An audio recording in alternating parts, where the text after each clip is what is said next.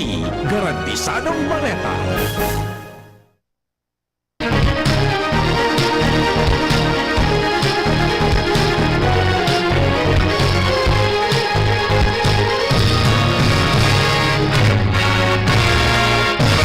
Maray na aga mga tungaw ya po ang mga barata ngunyan na Miyerkules. Kami ang matud kan barata. Ako po si Jasmine Baloloy. Ako mo po si Edwin Peralta. Enot sa headlines kan mga barata. Sa lado lokal, Commission on Election nagpagarumdum giraray sa mga kandidato na dain ang extension ang pagsumitir kan Certificate of Contribution and Expenditure sa Hunyo 11. Albay Governor Bungaw, bilog ang suporta sa mga albayanong atleta na masabak sa palarong pambansa sa ultimong simana ngunya na bulan nin Mayo sa Lawag City, Ilocos Norte. Pirma na sana ni Gobernador Glenda Ong Bungaw ang kulang para to karon ang ongoing na road reblocking sa Tercer Distrito na nagresulta sa magabat na bulos kan trafiko. Resolusyon kan sangguniang panglungsod kan Albay na temporaryong ipasarado ang drive-thru kan Macdo sa Gregorian Mall aprobado na. Sa lado nasyonal, Marcos aminadong bagulbol ang dalagan ka nagkabarang infra project sa nasyon. 400 na Chinese national na nagtatrabaho sa Dito Telecom patakot sa national security. Mga evacuation centers pinunanang inspeksyonon kan gobyerno bilang preparasyon sa panahon kan tag-uran. Pagpapatindog nin mga permanenteng evacuation center posibleng sa 2026 pa mapunan. Sa ibang nasyon, 7 hobenes sa Mexico gadan sa pambabadil. Baretang sports, 2 Pinoy MMA fighter sa Giraray mabuelta sa One Championship ring.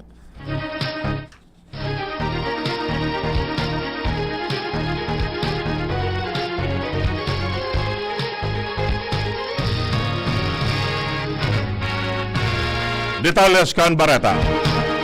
Enot sa lado lokal. Ang baretang ini hatod sa Indukan. Optin Lutein Capsule. Alagaan ang paningin sa tulong ng Optin. Kitang-kita ang kalusugan ng mata.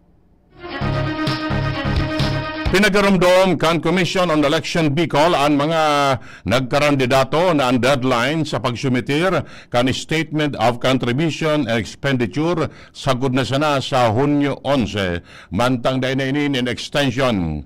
Sinabi ni Comelec Bicol Regional Director Attorney Maria Juana Valesa, transparency ang katiwan kan Comelec, lalo pa obligado magsumitir maski dainin ginastos, self-funded o uminatras na kandidato alagad ang pag-atras bako opisyal bago magpuon ang campaign period. Enot naman na ipig-anunsyo ni Comelec Chair George Erwin Garcia na ipapailing sa website kan Comelec ang Statement of Contribution and Expenditure kan kabos na mga kandidato sa national as in local elections sa pinakaenot na pagkakataon. Sinabi ni Valesa na mas magayon kung mahiling kan publiko ang mga nagastos kan mga kandidato na daugman o nang gana sa amin natapos pa sa ng tirlian. Ang baretang ini hatod sa Indukan. Plemex. Pag may ubo o hika, Plemex agad. Basta lagundi, Plemex. I4, ana irehisong insidente kan vote buying sa Bicol Region sa natapos pa sa ng 2025 midterm elections. Ini ang nagbutwa sa pinakaultimong report kan Commission on Elections o Comelec Bicol kung sain parte ini kan 78 na kabilugan na reklamo na naipaabot sa Office of the Regional Election Director. Sa datos kan Comelec, nangenot ang Catanduanes na may 34 kaso kan vote buying.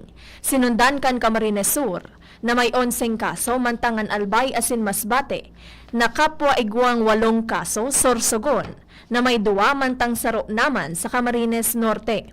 Para sa vote buying, nakapagrehistro man ang Comelec nin 10 kaso kan pag-abuso sa gamit kan pondo o resources kan gobyerno, kasabayan paggamit kan mga government vehicles, personnel, as in facility sa kampanya.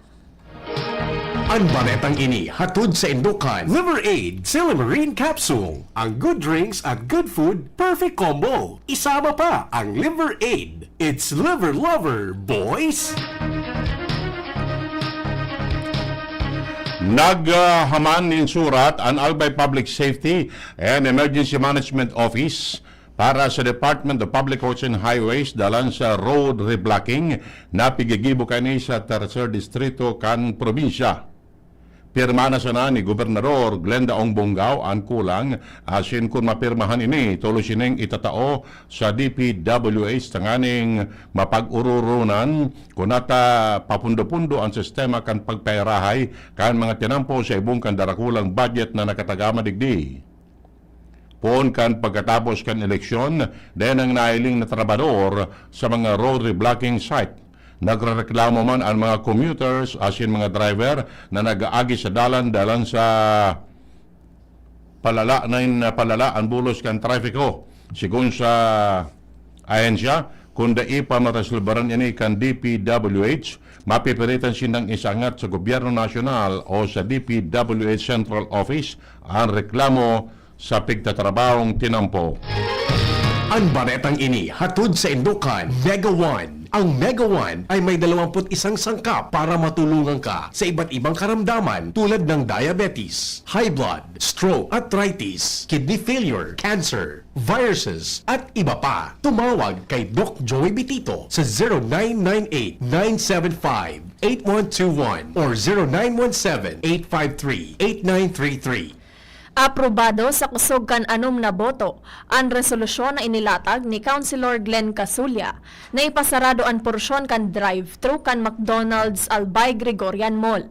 Ang resolusyon na may titulong Resolution Requesting the City Engineer's Office to cause the temporary closure of McDonald Albay Gregorian Mall drive-thru facility ang pinag-ururunan sa ginibong session kan sangguniang panlalawigan kan Legazpi City kasuhapon. Sigon kay Casulla, may pagbalgaran na sabing kumpanya sa Presidential Decree 1096 kung saan nakakaagdigdi ang tamang sukol kan espasyo sa hampang asin gilid kan edifisyo. Tanganing may espasyo ang mga mabakal sa drive-thru. Alagaday ini nasunod na nagkakausan nin gabat nin bulos kan trapiko asin obstruction sa dalan na delikado para sa mga motorista. Hinapot ni Councilor Lo Beltran si Casulla kung kinahuron niya ang mga tagsadiri kan kaunan bago ginibo ang resolusyon, pero sinabi kan councilor na daipan niya ini nakakauron. Pakatapos kay ini nagkaigwanin burutuhan ang mga konsehal na nagresulta sa 6 na boto ang pabor na temporaryong pagpapasarado kan drive-thru, pero may kasunduan na kaipuhan man giraray na iagi sa due process ang pagpasara kay ni, kung saan ire-refer ang issue sa Committee on Public Works and Committee on Public Safety. Tanganing makapagpaliwanag ang may tagsadiri kan McDonald's Albay. Pwede nang magbungkaras ang mga proyektong pangturismo sa Libon Albay. Ini kasunod kan informasyon na dainan istorbo sa pas-i-orden sa Libon matapos na mapara ang organized crime group kan mga nakaaging bulan. Sigun kay elehidong alkalde Mark Gregor Saison, pwede nang may busol ang mga proyektong pangturismo sa senang lugar sa pagsasabing dainan kaaditan sa seguridad. Sinabi ni Saison na susug sa informasyon kan Libon PNP, pwede nang buhayon ang turismo sa pagsasabing matrangkilo na ang banwaan, mantang pwede nang makaingganyar nin mas dakol na turista. Nasa pagpreparar ng unyan ang gobyerno lokal kan Kamalig Albay sa pamamayo ni Alkalde Caloy Baldo sa paparaning Pinangat Festival na mapuon sa Hunyo 1 sa God Hunyo 24 ngunya na taon. Sigon kay Municipal Tourism Officer Jed Villanueva, sa masunod na semana magkakaigwanan nin pag-finalize kan mga aktibidades mantang posibleng magkaigwanin mga inobasyon para mas maging attractive asin maugma ang selebrasyon. Nakasentro ang aktibidad sa pagpromoter sa heritage kan munisipyo kasabay ang makulor na kultura sa banwaan. Mientras na isasabay man sa mga aktibidad, An oath-taking kan mga bagong ilihidong opisyal kan Kamalig Albay na enot nang naiproklamar matapos ang 2025 midterm elections. Padagosan pag-ako kan Civil Aviation Authority of the Philippines Bicol nin aplikasyon para sa Batch 15 kan sa indang Airfield Lighting and Power Technician Course sarong free training program para ma-develop ang skilled personnel kan Air Navigation Technical Workforce kan nasyon. Ang programa bukas para sa mga natural-born Filipino citizens na may edad na 20 anyos pataas alagad dahil malampas nin 28 anyos sa Hunyo 14 ngunya na taon. Para sa mga qualified and service applicants, ang age limit extended sa 35 anyos sarong aldaw bago ang qualifying examination. Para sa mga interesadong aplikante, pwede magbisita asin magsumitir nin mga kinakaipuan na rekisitos bago ang Hunyo 6 sa Human Resource Management Section, Kaap Area Center 5, International Airport sa Barangay Alubo, Daraga, Albay. Nagpahayag nin bilog na suporta si Albay Governor Glenda Ong Bunggao sa mga albayanong atleta na ilalaban sa palarong pambansa sa Mayo 24 sa God 31 sa Lawag City, Ilocos Norte. Sigun sa gobernadora, apwera pa sa mga insentibo na itinaokan probinsya. Kinumpirmar man niya ang pag-atender sa opening ceremony kan pakawat sa Ferdinand Edralin Marcos Stadium. Sa paaging ini, maawot niya na mapahiling asin maipaabot sa mga atleta na an sa indang laban sa indang mga kawat, laban man kan kada albayano. Katakod ka ini inanunsyo man ni Bunggao na magkakaigwanin ing grandeng selebrasyon para sa gabos na atleta na nag-uli asin mauli panin onra sa palarong Bicol asin palarong pambansa sa maabot na Hunyo 6, nagigibuhon sa Albay Astrodome. Formal lang inilansar kan na Department of Social Welfare and Development Bicol ang sabayan na pagkondusir nin Tarabasa tutoring program asin nanay-tatay session sa bulan Sorsogon, Limanan, Camarines Sur asin Daraga Albay na madura sa Good Hunyo 14 ngunya na taon. 4,548 beneficiaryo kang programa kung saan 400 digdi ang tutors, 200 ang youth development workers, 2,000 na estudyante, asin 1,948 mga magurang pinapanginutan kan mga tutors and session para sa mga aking nadedefisila na magbasa, partikular na ang mga aking na malagpasan na sa grade sa maabot na o grade 1 sa maabot na pagbukas kan klase. Meron na ang mga youth development workers naman na nag-iimplementar kan nanay-tatay session kung saan pigpapakusog kani ang fondasyon. May kinaraman sa parenting kan mga magurang tangani mas magtawanin giya ang maray na pag-aadal kan sa indang mga aki sa lawagman o luwas kan sa indang harong. Maabot sa pigkakarkulong 408,000 pesos na kantidad nin pigtutubudan na shabu. Anakong fiskar kan PNP Drug Enforcement Group Special Operations Unit 5. Katuwang ang Maritime Group Tabaco. Asin Daraga Municipal Police Station sa ginibong search warrant operation sa Sunrise Resettlement Site, Phase 1, Barangay Anislag, Daraga, Albay. Sigun sa impormasyon kan mga autoridad, pinangaranan na alias Manuel, 32 anyos, asin street-level individual ang suspect, asin inarestar, matapos na madakop na nagtatago nin pigtutubudan na shabu sa iyang arong na may gabat na 60 gramo. Sa presente, nasa kustodya na kan Daraga Municipal Police Station. Ang suspect kaibahan ang nakumpiskang ebidensya para sa magkakanigong dokumentasyon asin disposisyon. Yan ang primerong kabtangkan mga bareta. Ang iba pa pagkatapos kini. At ngayon, ang pinakabago, ang pinaka-epektibong food supplement na mabusising ginawa sa Amerika at matapos at 3 taon, aprobado na ng FDA. Mega One, ang evolusyonaryong produkto na nagtataglay ng 21 natural na mga komposisyon na nakatutulong upang palakasin ang immune system at ang ating kalusugan. Para sa karagdagang impormasyon, maaaring pumunta kay Doc Joey B. dito sa Barangay 18, Cabangan West, Legazpi City, kaharap lang ng Bangko Sentral ng Pilipinas, o tumawag sa 0998 lead 975-8121 or 0917-853-8933 para sa free consultation sa natural medicine. Bisitahin din ang aming Facebook pages, Mega One Superfood at MHC Bayanihan Official. Mega One, ebolusyon para sa kalusugan. Kung naghahanap ka kiproduktong pangpasalubong sa pamilya asin barkada, yaon mababakal sa Mayon Treats. Dakol na pagpipilian na masisiram asin magagayo na produkto. At Mayon Treats, makukuha sa San Francisco Diversion Road, Ginubatan, Albay, asin igwaman sinda sa Legazpi Grand Terminal. Mayon Treats. Sadiri asin pinamamahalaan ni Mr. Marlon D.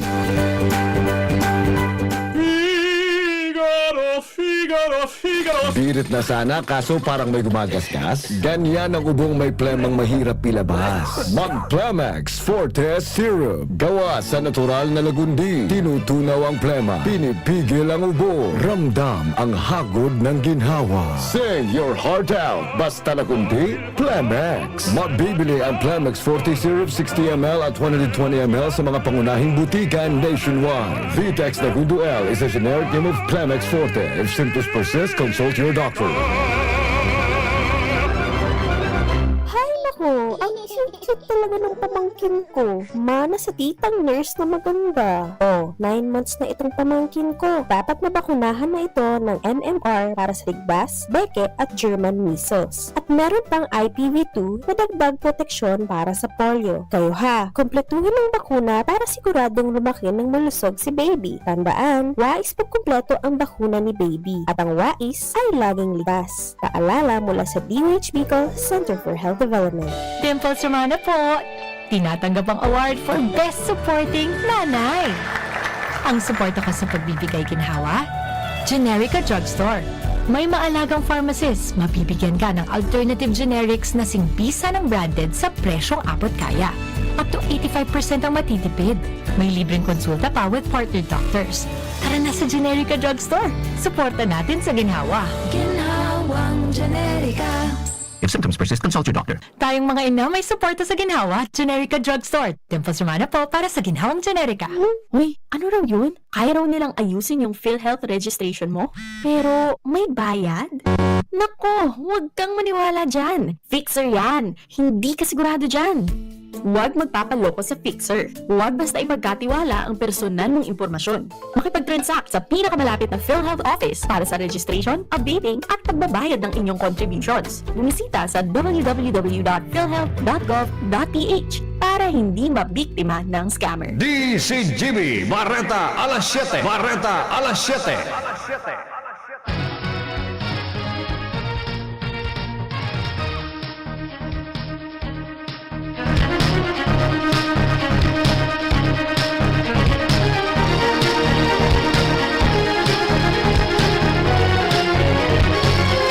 Detalles kan Bareta sa Lado Nacional.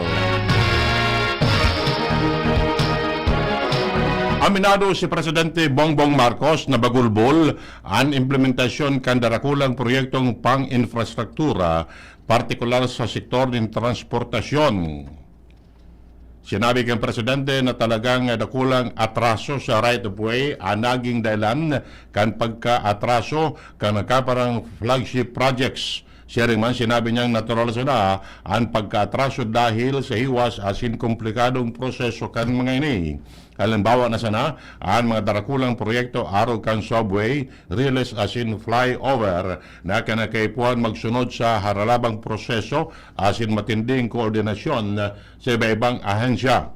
Kasabi kani, ipinag-orden kan Presidente sa mga magkakanagong ahensya na kaskasan asin pakusugon ang aksyon sa implementasyon kan mga proyekto. Sarong halimbawa digdi, ang piglansar na flagship project management office kan na DOTR na pigaenot ang importanteng transport network.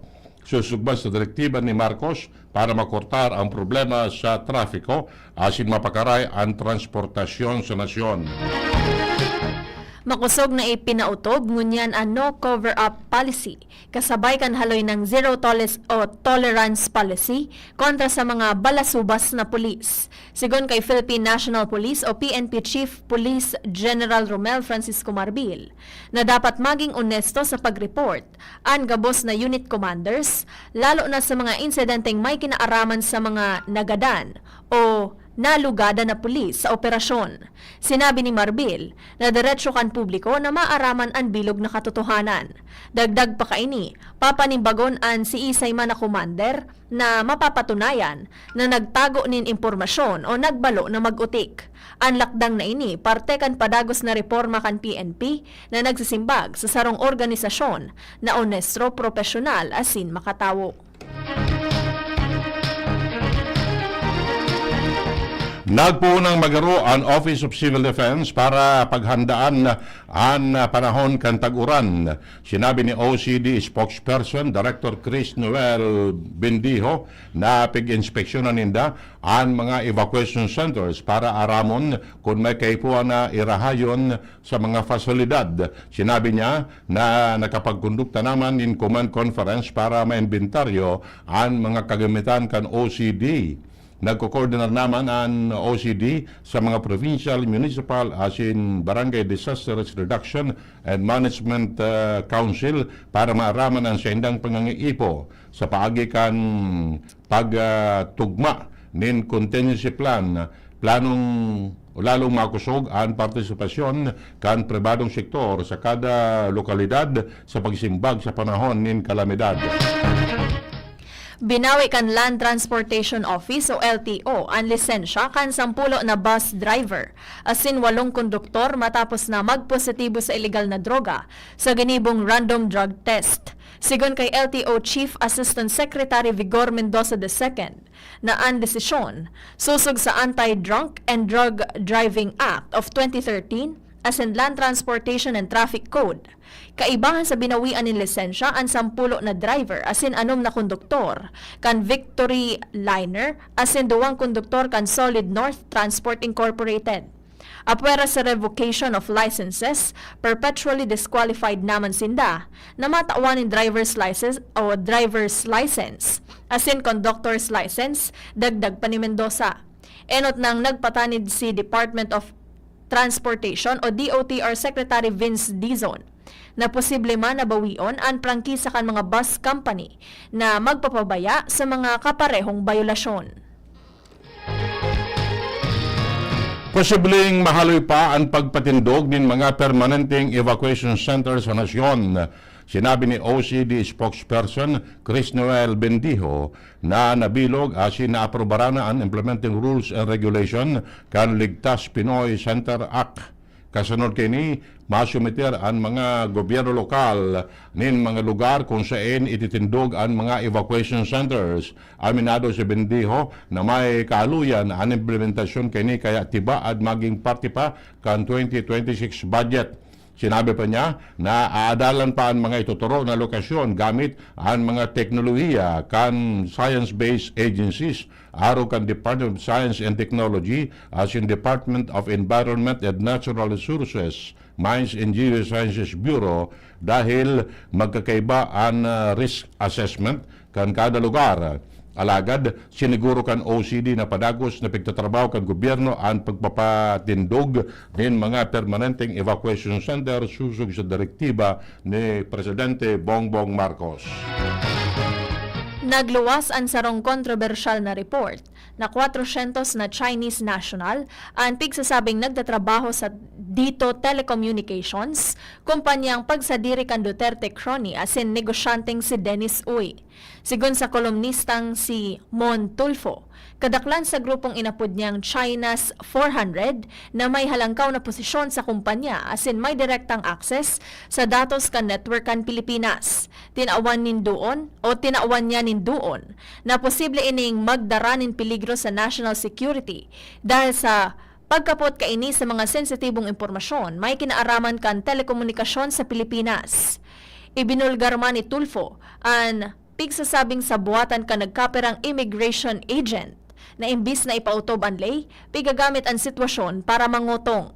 Mientras na wala pang opisyal na pahayag andito, may kinaaraman sa aligasyon.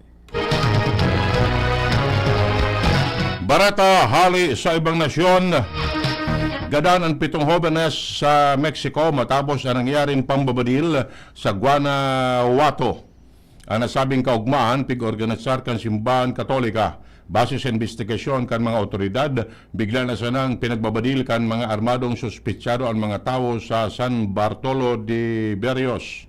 Marikas na nagdurulag ang mga dai panamigbida ng mga suspitsado matapos ang insidente. Padagos man na piga-aram mo niyan kan mga otoridad ang motibo kan mga suspitsado. Baretang sports, sa giraray na malaban sa One Championship ang duwang Filipino MMA fighter na sina Jean Saclag kan Team Lakay asin Marwin Kirante kan AJJ Sprol. Mga kalaban ni Saclag, si Turkmenistani MMA fighter Shahzada Ataev. Sa iraram kan flyweight division, mantang lalabanan man ni Kirante ang bagitong Russian fighter na si Torepchi Dongak. Sa iraram kan strawweight division, ang laban kan duwa parehong kumpwesto nin 3 rounds. Magirumdoman na enot ng nakatalaan laban kan duwang Pinoy. Kan Marso 28, alagad na kanselar dahil sa makusog na linog na nangyari sa Myanmar asin Thailand na guminadanin ginatos na katawo. Sinasaklag asin Kirante ang duwa sa mga bagitong MMA fighter. Kan nasyon, napiglalaoman na makakuanin kadagdagan na One Championship exposure dahil sa impresibong performance sa mga nakalihis na laban. Gigibuhon sa Mayo 23 ang laban kan duwang Pinoy fighter sa Lumpini Stadium sa Bangkok, Thailand. Ultimo sa detalles kang baratang kamugtakan kan panahon, nasa linya ang Pag-asa. Po, marahay na aga sa mga paraan tabay para po sa update sa magiging kamugtakan kan sa tayong panahon. So, ang LPA na nabilog ka sa hapon, digdi sa may west kang Palawan area, nakaluwas na inikan sa tuyang area of responsibility. So, sa ngunyan, wala na siyang epekto sa mga partikan sa tuyang nasyon. Mientras tanto, so ITCZA or Intertropical Convergence Zone, ang padagos po man na nakaka-apektar dyan sa Mindanao maging sa Palawan. As in, so easterlies o suduro sali sa dagat Pasipiko na nakaka-apektar man sa nagkaperang partikan sa tuyang nasyon. Kaiba na po dyan ang Kabikolan. Kaya alauman man giraray sa bilog na maghapon na mainit na panahon, pera na lang duman sa mga birigla ang pagkuran. Kung minsan may kaibang pagkilat asin pagdaduldul yan, pero ining mga pag-uran day man yato tigdalauman ng mga aloy. Ang ibang anikaan, mga nasa 15 to 30 minutes lang. Ang maximum nasa 1 to 2 hours. Kumbaga mga passing range. Asin sa tuyang kadagatan sa bilog na Kabitulan, magiging banayad man sana sundo sa moderato ang pagpupul. Ang estimated wave height na nasa 0.6 sundong 1.5 meters man sana.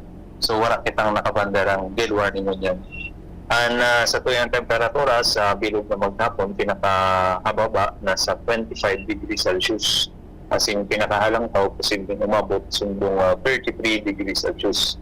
Asing sa tuyang forecast heat index ninyo na aldaw, so digdi po sa Legazpi City, tiglalauman ta na posibleng umabot sa tuyang heat index sundong 42 degrees Celsius. Asing duman sa station pa sa Bia, Caraga, posibleng umabot 41 degrees Celsius. As in duman sa Bio Ginabatan, posible man umabot sundong 41 degrees Celsius. So opera duman sa LPA na pigtataramta na nakaluwas na kanpar. Isang ngunyan wala mong kitang na-monitor pang ibang LPA o bagyo sa laog asin sa luwas kan sa tuyang area of responsibility. So, yan lang po nga sa tuyang update para sa kamugtakan sa tuyang panahon. Hali po digdi sa Pag-asa DOST Legazpi. Ay may bordades po sa Duwat Makay na aga. Yan mga tugang nga detalles kan mga barata ngunyan na Miyerkules. Sa pangarang kan mga pagariba, Mardila, Jenny Balyaran, Nicole Gloriani sa Newsbase. Ramir Tanay sa laro teknikal asin Pag-asa. Kami ang nagatod kan barata. Ako po si Jasmine Baloloy. Ako mo po si Edwin Peralta nagsasabing salamat kasi ano pag-antabay. Masunod na si Mr. M. Yan ang DCGB. Barata alas 7. Abangan niraray sa aga. Ang hapon. Masunod na. Pagkalipas lang kainin. May plus ba ka mo sa life? Yes! Dapat pati ka pinindo, may plus man. Arrogant Gyms 3-in-1 Coffee Mix. May plus ingredient na iguang kakaibang sangkap. Kaya kung magkakape man lang kita, igdi na kita sa kapeng may sangkap na marhay sa salud. Iguan na lain-lain na variants na pagpipilian. Gyms 3-in-1 Coffee Mix with Spirulina. Gyms 3-in-1 Coffee Mix with Wheatgrass. Gyms 3-in-1 Coffee Mix with Grapeseed Extract. At Gyms 3-in-1 Coffee Mix with Ganoderma. Mamabakal ang Gyms 3-in-1 Coffee Mix sa indong mga suking tindahan. Naghahanap ka ng kabalikat sa asenso at